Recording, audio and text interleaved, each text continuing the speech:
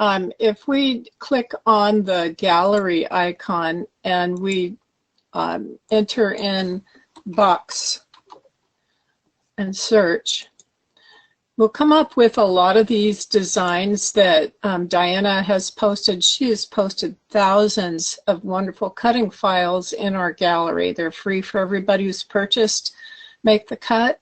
If you have a live internet connection and if you are working from a PC and the current version of the software, you can click on download to get these designs on your screen.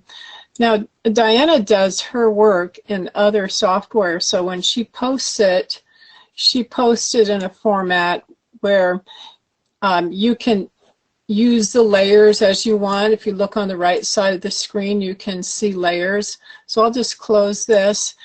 But you'll also notice that it's hard to tell where the layers are and what will do what. It can be confusing.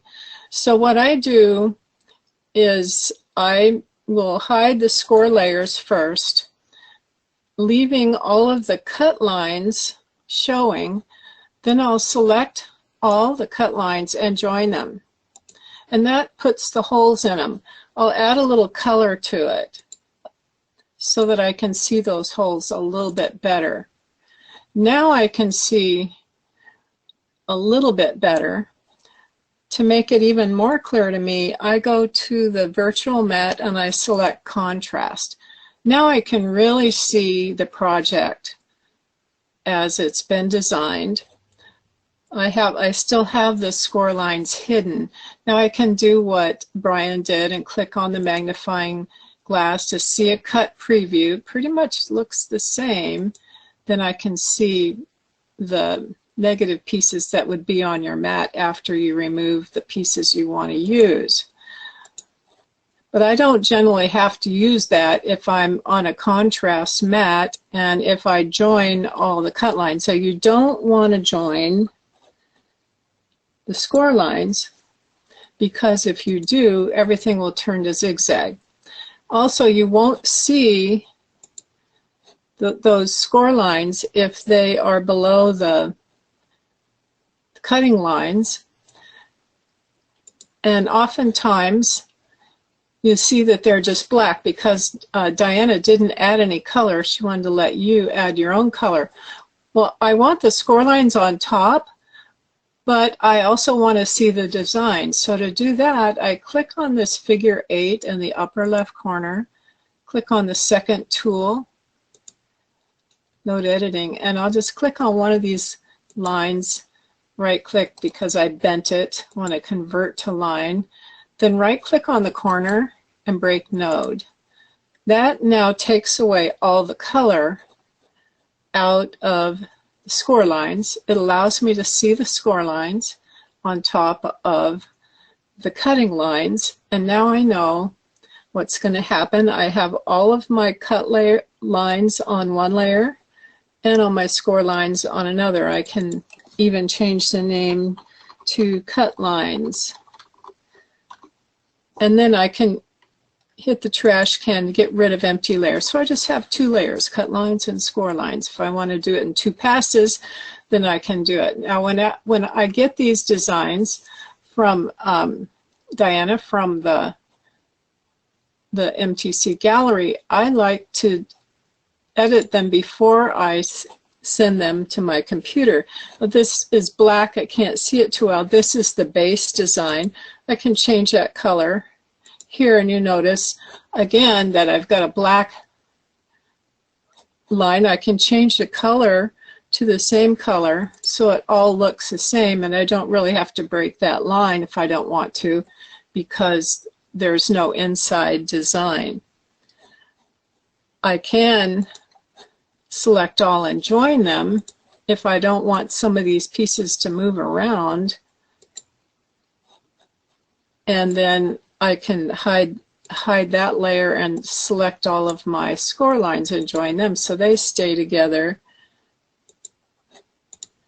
And I've got my design ready to cut or export as SVG.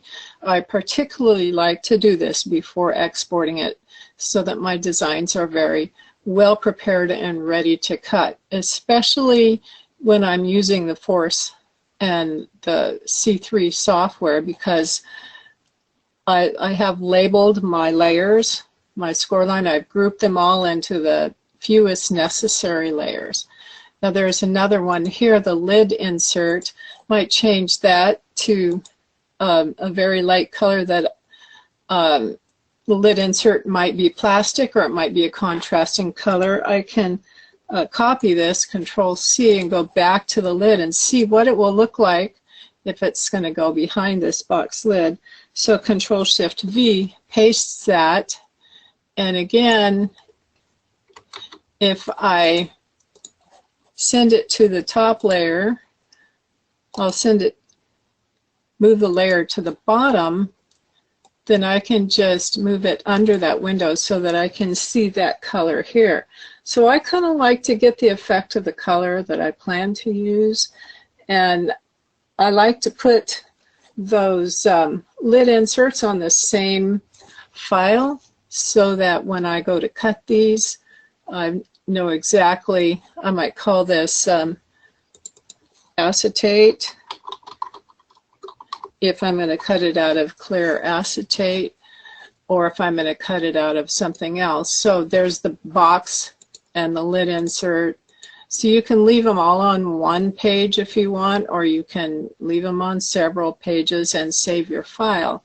And this is what I like to do. Now there's another one here that she had that is includes a stencil such as Brian was showing you. So I can show you the same idea here. It's another design that Diana uploaded, or Dilight, she calls herself on the forum.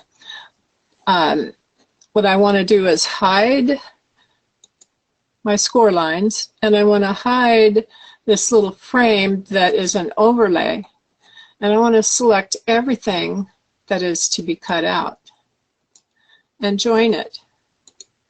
And that lets me see the pieces.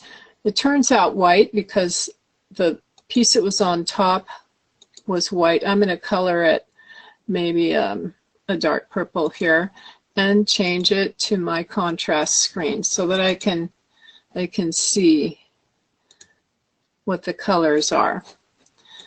Now if I want to, I can change this little frame, send it to the top, and I could leave that as a white maybe, or I could just make sure I don't confuse it with a different cut layer, because this, if it were to stay inside here, it could be cut out completely, but then all of the center would fall out. Then, and you could test that with Brian's technique.